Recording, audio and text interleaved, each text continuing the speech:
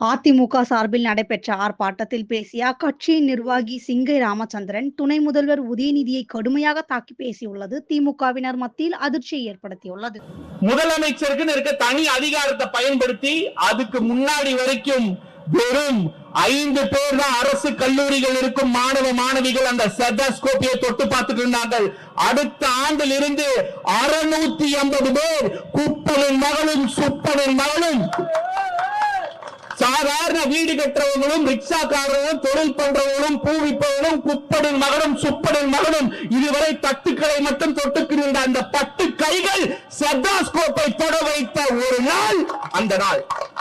அதை உருவாக்கி காட்டியவர் மாண்புமிகு முன்னாள் முதலமைச்சர் வருங்கால முதலமைச்சர் எடப்பாடியார் அவர்கள் என்பது எந்த ஒரு மாற்று கருத்தும் இல்லை. உண்மையாக ஆண்மகனாக இருந்தால் உதயநிதியை நான் கேள்வி கேட்கிறேன். இதை மறுக்க முடியுமோ? ஒரு ஸ்டேஜ் போடுங்க, நேரம் வந்து உட்கார நான் தயாரா இருக்கும். நம்ம ஒரு பேட்டியில சொல்லியிருந்தீங்க, நீங்களே கிரெடிட் வச்சுக்கோங்க, உங்க இளைஞரணி செயலாளர் அனுப்புங்க, அவங்க யாரு எனக்கு தெரியாது. இல்ல உங்க மாணவர்கள் செயலாளர் அனுப்புங்க, அவங்க யாருன்னு உங்களுக்கு தெரியாது.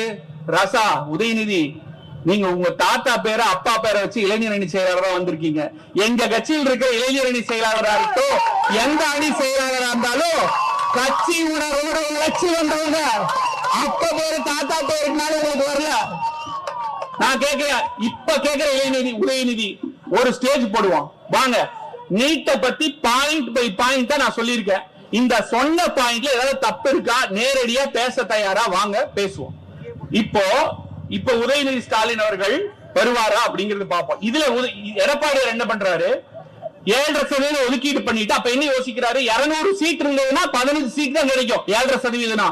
அப்ப சீட்டை அதிகப்படுத்தலாம், அப்ப நம்ம மாணவர்களுக்கும் மாணவிகளுக்கும் உபயோகமா இருக்குன்னு சொல்லிட்டு 11 மருத்துவ கல்லூரியை 4 ஆண்டுகளில் தமிழகத்திற்கு 50 ஆண்டுகளில் படைக்காத சாதனையை படத்து காட்டியவர் எடப்பாடியார்.